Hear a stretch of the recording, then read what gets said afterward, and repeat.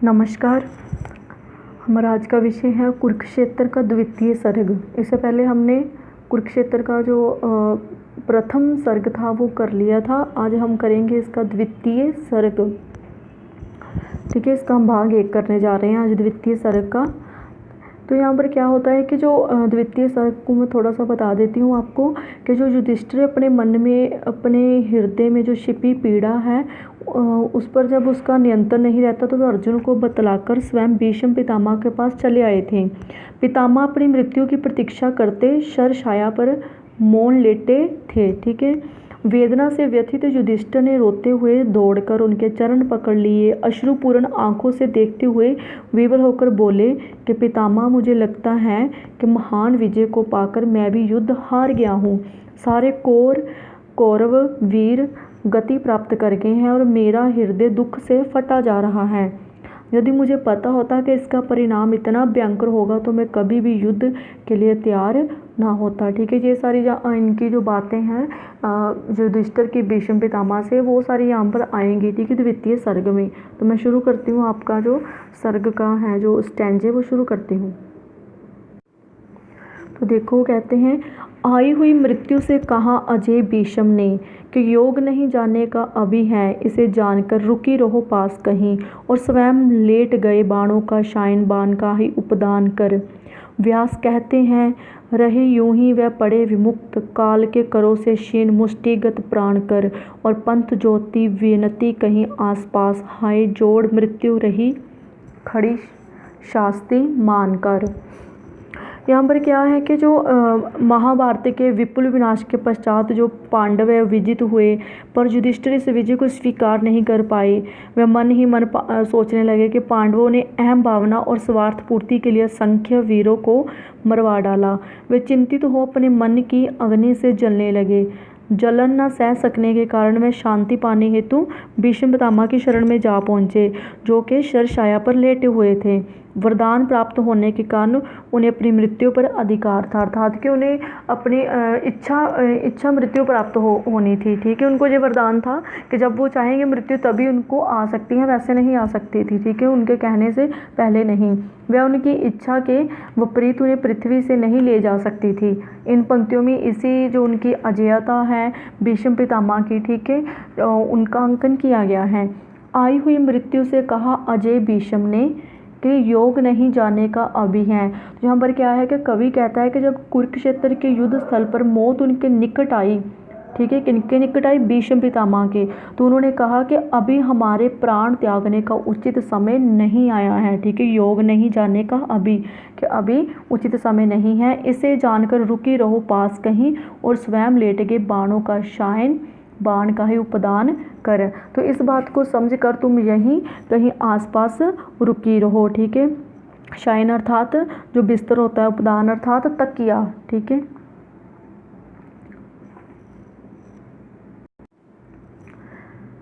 अर्थात कि जब तक मैं ना चाहूँ तब तक मेरे निकट ना आना, समय आने पर हम स्व इच्छा से प्राण त्यागेंगे। ठीक है, तो यह कहकर वह बाणों का शायन बाण का ही उपदान कर, कि वह बाणों के बिस्तर पर बाणों का सरहाना लेकर लेट गए। व्यास कहते रहे, यूं ही वह पड़े विमुक्त, काल के करों से क्षीण मुष्टिगत प्राण कर। तो व्यास जी कहते हैं कि इस प्रकार निश्चित होकर वह मौत के हाथों से अपने प्राणों को क्षीण कर लेट गए। और पंथ ज्योति विनती कहीं आसपास, हाय जोड़ मृत्यु रही पड़ी शास्ति मान कर। ठीक है, यहाँ पर क्या है? मुष्टिगत अर्थात मुट्ठी में अपने अधीन। ठीक है, पंथ जो होती है अर्थात प्रतीक्षा करती रही, शास्त्री अर्थात आज्ञा। ठीक है, तो व्यास कहते हैं कि यहाँ पर क्या होता है कि इस प्रकार निश्चित होकर वह मौत के हाथों से अपने प्राणों को छीन कर लेट गए। और मौत बड़े विनम्र भाव से कहीं आसपास खड़ी हो गई और ये हाथ जोड़कर उनकी आज्ञा मानने हेतु चुपचाप खड़ी रही। अर्थात क्या है कि हाथ जोड़कर खड़े रहना, अर्थात कि जो मृत्यु थी वह भीष्म पितामह की इच्छा मृत्यु की प्रतीक्षा करती रही कि जो कब इच्छा व्यक्त करेंगे और कब मैं इन पर आऊँगी। नेक्स्ट देखो, यहाँ पर क्या है कि जो भीष्म पितामह की अजेयता है, ठीक है, उनका जो इच्छा मृत्यु का वरदान है उसको ही प्रस्तुत यहाँ पर किया गया है। नेक्स्ट देखो, श्रृंग चढ़ जीवन के आर पार हेरते से, योग लीन लेटे थे पितामह गंभीर से, देखा धर्मराज ने विवाह प्रसन्न फैल रही, श्वेत शरोरुहु शर ग्रथित शरीर से, करते प्रणाम छूते सिर से पवित्र पद, उंगली को धोते हुए लोचनों के नीर से, हाय पितामह महाभारत विफल हुआ, चीख उठे धर्मराज व्याकुल अधीर से। तो देखो क्या बोलते हैं यहाँ पर कि जो युधिष्ठिर है उद्विग्न भाव से शांति पाने हेतु पितामह के पास पहुँचे, जो क्या है शरशाया पर मौन लेटे हुए थे और मौत उनके बस में थी। वह उन्हें देखते ही श्रद्धा भाव से झुक गया और आर्तर स्वर में चिल्ला उठा, श्रृंग चढ़ जीवन के आर पार हेरते थे, श्रृंग अर्थात चोटी, हेरते अर्थात देखते थे, योगलीन लेटे थे पितामह गंभीर से। कि यहाँ पर क्या है कि जीवन की सर्वोच्च चोटी पर चढ़कर जीवन और मौत के बीच अंतर देखते हुए भीष्म पितामह गंभीर से होकर इस प्रकार लेटे थे जैसे योग में लीन हो, अर्थात जीवन मरण की संधि रेखा पर वे इस प्रकार थे जैसे कोई योगी क्या है अपनी योग साधना में एकाग्रचित हो रहा हो। ठीक है, जहाँ श्रृंग चढ़ अर्थात श्रृंग अर्थात चोटी, तो यहाँ पर क्या अर्थ है चोटी का कि बुढ़ापे की अवस्था। ठीक है, बुढ़ापे की अवस्था में थे, मौत और जन्म के वो संधि रेखा के बीच में थे। ठीक है, अर्थात उनके बीच में जो रेखा होती है वो संधि समय के बीच में थे कि वो इस प्रकार लगते थे जैसे क्या है मौन इस प्रकार बैठे हुए थे जैसे कोई योगी है वो क्या कर रहा योग लीन लेटे थे, अर्थात जैसे वो योग में लीन हो साधना कर रहे हो। देखा धर्मराज ने विवाह प्रसन्न फैल रही। ठीक है, विवाह अर्थात भांति या प्रकाश। तो युधिष्ठिर ने उनके निकट जाकर देखा कि उनके क्या है सफ़ेद शरोरुहु शर ग्रथित शरीर से। ठीक है, श्वेत शररु, श्वेत अर्थात सफ़ेद बाल, शरग्रंथिता तीरों से बिंदा हुआ। कि युधिष्ठिर ने जब उनके निकट जाकर देखा कि उनका सफ़ेद बालों और तीरों से बिंदा शरीर से निकलकर कांति सभी दिशाओं में क्या है फैल रही है।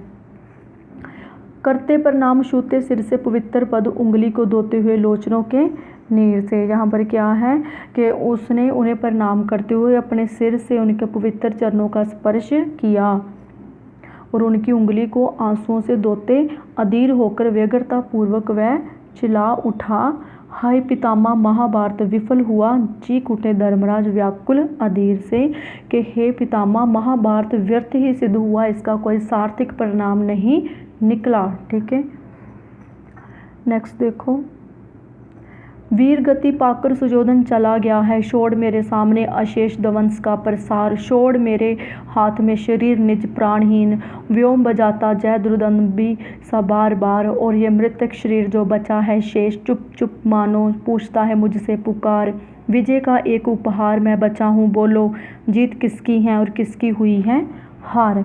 यहाँ पर क्या है कि युधिष्ठिर क्या है अत्यंत जब व्यथित होकर भीष्म पितामह के शरण में पहुँचते हैं ताकि उनका जो मन है आत्मिक पीड़ा जो उनकी आत्मिक पीड़ा है वह क्या है शांति पा सके। तो उनके चरणों पर सिर रखकर उसने कहा कि महाभारत का युद्ध किसी निर्णय को ना करा सका, हम जीतती हुई लड़ाई भी हार गए।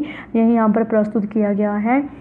वीर गति पाकर सुजोधन चला गया है, छोड़ मेरे सामने अशेष दवंश का प्रसार। ठीक है, यहाँ पर क्या है युधिष्ठिर ने रोते हुए भीष्म पितामह से कातर स्वर में कहा कि दुर्योधन तो युद्ध में मरकर उस लोक में चला गया है, इस लोक को त्याग गया है और मेरे सामने महाविनाश का जो विस्तार छोड़ गया है। छोड़ मेरे हाथ में शरीर निज प्राणहीन, व्योम बजाता जय दुर्दंबी सा वार वार। यहाँ पर क्या है कि मेरे हाथों में अपने प्राणहीन शरीर को छोड़कर वह बार बार विजय के बाजे बजाता हुआ सा दिखाई देता है, और ये मृतक शरीर जो बचा है शेष चुप चुप मानो पूछता है मुझसे पुकार, और वह लाशों के ढेर पर मिली इस विजय का उपहास सा उड़ाता है, व्यंग्य कसता है, और मेरा प्राणहीन सा जो शरीर बचा है मानो वे चुपके चुपके मुझसे पुकार कर पूछता है, विजय का एक उपहार मैं बचा हूँ, बोलो जीत किसकी है और किसकी हुई है हार। कि मैं ही मात्र तुम्हारे लिए जीत का उपहार शेष बचा हूँ। अरे बताओ इस युद्ध में वास्तविक विजय किसकी हुई है, इसमें जीत कर कौन हारा और हार कर भी कौन जीत गया। अर्थात कि उनकी जो जो युधिष्ठिर है उसके जो मानसिक भाव है उसमें जो छिपी पीड़ा है उसकी अभिव्यक्ति यहाँ पर हुई है। ठीक है, नेक्स्ट देखो, हाय पितामह हार किसकी हुई है ये, ध्वंस अवशेष पर सिर धुनता है कौन, कौन भस्मा राशि में विफल सुख ढूंढता है, लपटों से मुक्त का पट बुनता है कौन, और बैठ मानव की रक्त सरिता के तीर नियति के व्यंग्य बड़े अर्थ गुनता है कौन, कौन देखता है शवदा बंधु बांधवों का, उत्तरा का करुणा विलाप सुनता है कौन। यहाँ पर क्या है, वो क्या बताता है, युधिष्ठिर कहता है हाय पितामह हार किसकी हुई है ये, ध्वंस अवशेष पर सिर धुनता है कौन। ध्वंस अवशेष विनाश का जो बचा हुआ दृश्य है। तो युधिष्ठिर कातर स्वर में पितामह से कहते हैं हे तात आप ही बताइए कि ये किसकी हार हुई है, ध्वंस अवशेष पर सिर धुनता है कौन, कि विनाश के शेष बचे हुए दृश्य पर कौन फूट फूट कर रोता है, कौन भस्मा राशि में विफल सुख ढूंढता है। ठीक है, भस्मा राशि अर्थात चिता की राख, कि चिता की राख की डेरी में से व्यर्थ के सुखों की खोज कौन करता है, लपटों से मुक्त का पट बुनता है कौन, कि मृतकों के दहन की, ठीक है, जब मृतकों को जलाया जाता है उसके जो आग का धुआं है उसके जो लपटें हैं, कि लपटों से निकलने वाली जो आग धुएं से अपने मुक्त का कपड़ा कौन बुनता है, पट अर्थात कपड़ा, और बैठे मानव की रक्त सरिता के तीर, कि कौन मनुष्य के खून की नदी के तट पर स्थित हो भाग्य के व्यंग्य भरे अर्थ पर विचार करता है। रक्त सरिता अर्थात जो रक्त से भरी हुई सरिता है जो खून की नदी है, ठीक है, उसके तीर, तीर अर्थात तट, कि उसके कि कौन मनुष्य के खून की नदी के तट पर स्थित हो नियति के व्यंग्य भरे अर्थ गुनता है कौन, नियति अर्थात के भाग्य के व्यंग्य भरे अर्थ पर कौन विचार करता है, कौन देखता है शवदा बंधु बांधवों का, ठीक है, शवदा अर्थात जो उनकी मृत्यु देह है, कि कौन है जो अपने सगे संबंधियों के रिश्ते नातेदारों के भाई बंधुओं के शवों को जलते हुए देखता है, उत्तरा का करुण विलाप सुनता है कौन, अरे कौन अभिमन्यु ये उत्तरा का करुण विलाप सुनता है।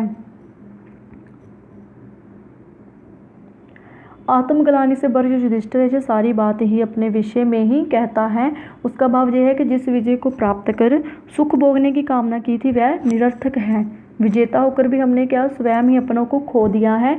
स्वार्थों की पूर्ति हेतु जो महाभारत छेड़ा था उसका क्या है पीड़ा देने वाला ही परिणाम हमें प्राप्त हुआ है।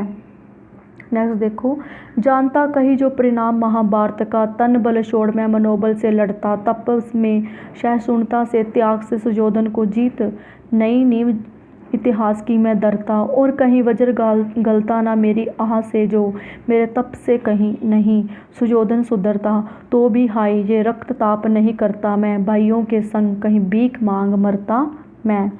यहाँ पर क्या है कि युधिष्ठिर कहता है कि यदि मैं पहले से जानता कहीं जो परिणाम महाभारत का, कि यदि मैं पहले ही महाभारत के युद्ध का परिणाम जानता मुझे इतना भयंकर होगा तो मैं कभी युद्ध ना लड़ता। तन बल छोड़ मैं मनोबल से लड़ता, तन बल अर्थात कि जो शरीर की शक्ति थी, तन अर्थात शरीर और शरीर की जो शक्ति थी, कि मैं इस समस्या को सुलझाने हेतु शारीरिक बल का प्रयोग ना कर मानसिक बल से लड़ता, मनोबल से लड़ता अर्थात मानसिक बल से लड़ता। तप में सहिष्णुता अर्थात सहनशीलता, त्याग से सुयोधन को जीत, ठीक है, वो कहता है कि मैं अपने तप बल सहनशीलता और त्याग से दुर्योधन पर विजय अर्थात जीत प्राप्त करता या प्राप्त करने का प्रयास करता। नई नींव इतिहास की मैं धरता, कहती ऐसे विजय प्राप्त कर मैं इतिहास की एक नई आधारशिला स्थापित करता। और कहीं वज्र गलता ना मेरी आह से जो तप से नहीं सुयोधन सुधरता, ठीक है, वज्र अर्थात पत्थर जो कठोर हृदय दुर्योधन, ठीक है, कहता है कि इतने पर भी यदि कठोर हृदय दुर्योधन मेरी पीड़ा और मेरे तप से ना सुधरता तो भी मैं ये जो रक्त कभी ना बहाता, तो भी हाय ये रक्त पात नहीं करता मैं, भाइयों के संग कहीं भीख मांग मरता मैं।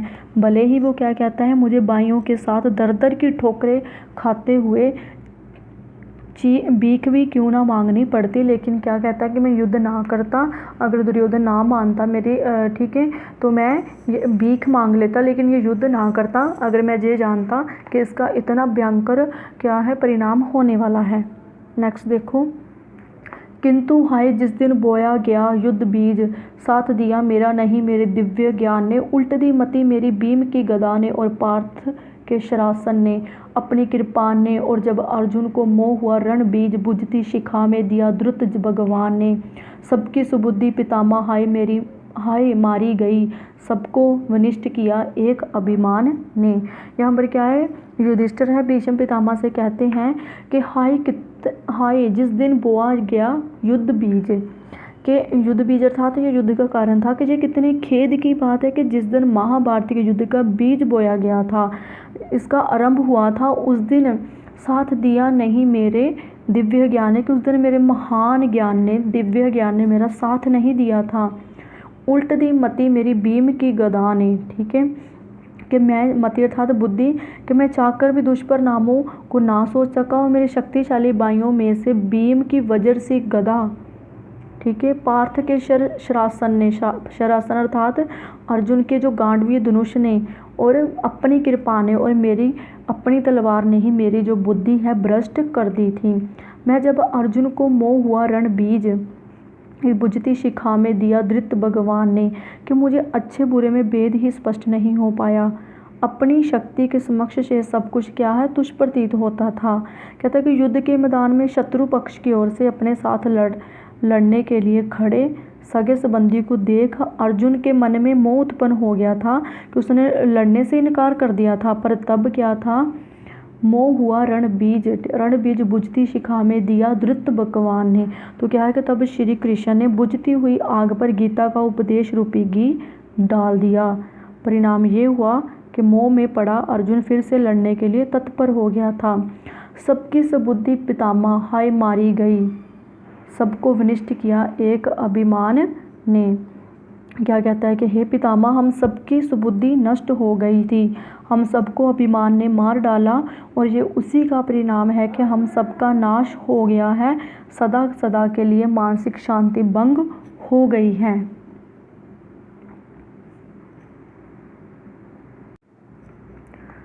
नेक्स्ट देखो, किंतु हाय जिस दिन बोया गया युद्ध बीज, साथ ये वाला हो गया। नेक्स्ट देखो, कृष्ण कहते हैं युद्ध अनग है किंतु मेरे प्राण जलते हैं पल पल परिताप से, लगता मुझे है क्यों मनुष्य बच पाता नहीं दुहामान इस प्राचीन अभिशाप से।